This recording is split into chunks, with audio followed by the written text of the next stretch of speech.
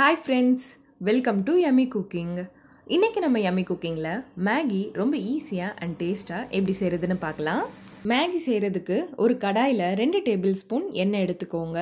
எண்ணெய் சூடானதும் இதுல 1 ஸ்பூன் பொடியா கட் பண்ண பூண்டு, ஒரு மீடியம் சைஸ் வெங்காயத்தை பொடியா கட் பண்ணிட்டு சேர்த்துக்கோங்க. வெங்காயம் நல்லா வதங்கட்டும். வெங்காயம் நல்லா வதங்கிடுச்சு.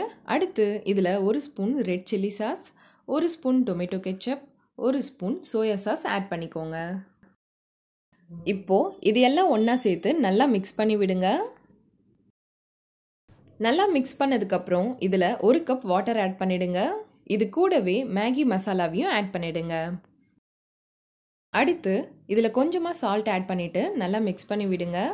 இப்போது ஒரு கொதி வர வரைக்கும் வெயிட் பண்ணுங்கள்.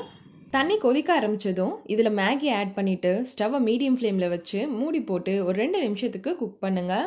2 மினிட்ஸ் ஆயிருக்கு. இப்போ ஓப்பன் பண்ணி பார்க்கலாம்.